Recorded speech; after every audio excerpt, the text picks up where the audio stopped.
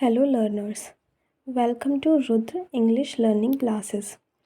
इस सीरीज़ में हम द हिंदू न्यूज़पेपर में आए हुए डेली के कुछ एक इंग्लिश वर्ड्स सीखेंगे। तो आज के हमारे पहले वर्ड में हम रिचेस, वेल्थ और ऑप्यूलेंस इन वर्ड्स के डिफरेंसेस के बारे में जानेंगे। रिचेस का मतलब होता है अ लॉट ऑफ मनी और प्रॉपर्टी, प्रचुर धन संपदा। वेल्थ का मतलब होता है possession of property and intrinsically valuable things. Hindi में आप इसे संपत्ति से समझ सकते हैं। ऑप्यूलेंस का मतलब होता है a showy display of wealth, lavish expenditure and display of great wealth. Hindi में बहुतायत से आप इसे समझ सकते हैं। इनके कुछ एक एग्जाम्पल देख लेते हैं। हमारा पहला एग्जाम्पल है ही अमास्ड रिचेस इन शॉर्ट पीरियड, मतलब उसने बहुत ही कम टाइम में बहुत सा धन इकट्ठा कर लिया है। हमारा दूसरा एग्जाम्पल है during a successful business career she accumulated a great amount of wealth. इसका मतलब है अपने एक सफल बिजनेस करियर के दौरान उसने बहुत सी संपत्ति एकत्रित कर ली है। थर्ड जो एग्ज़ाम्पल है वो है the opulence of the Ambanis wedding is evident in its extravagant decoration and lavish attire.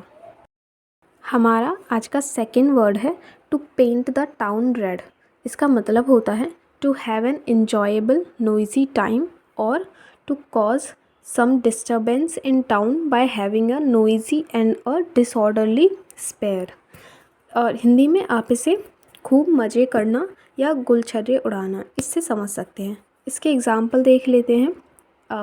Eran and a few of his buddies drove off in a big car Friday night and really painted the town red. हमारा आज का third word है escrow.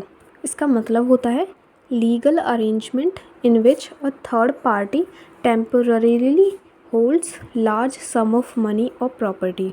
Hindi में एक कानूनी व्यवस्था जिसमें एक तीसरा पक्ष अस्थायी रूप से बड़ी रकम या संपत्ति रखता है।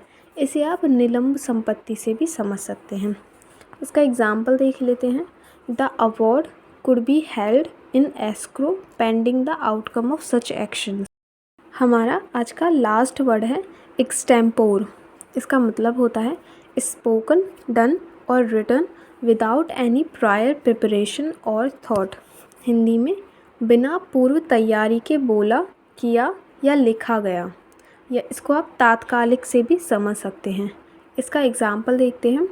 ही स्पोक एक्सटेम्पोर एंड एडमायरेबली। इसका मतलब हुआ उसने बिना तैयारी के बहुत ही अच्छा बोला। एन एक्सटेम्पोर स्पीच मतलब बिना पूर्व तैयारी के बोली गई स्पीच। अब हम हमारे सारे वर्ड्स एक बार फिर से देख लेते हैं। हमारा पहला वर्ड था रिचेस, वेल्थ और ऑप्यूलेंस। इन तीनों वर्ड्स के बीच में डिफरेंस। इन तीनों वर्ड्स का मतलब धन संपत्ति से जुड़ा हुआ था। हमारा सेकंड वर्ड था to paint the town red, जिसका मतलब था खूब मज़े करना। हमारा थर्ड वर्ड था एस्क्रो। इसका मतलब था एक ऐसी कानूनी व्यवस्था जिसमें तीसरा पक्ष अपनी किसी संपत्ति का अधिकार रखता है। हमारा चौथा वर्ड था एक्सटेम्पोर, जिसका मतलब था बिना पूर्व तैयारी के बोली गई स्पीच।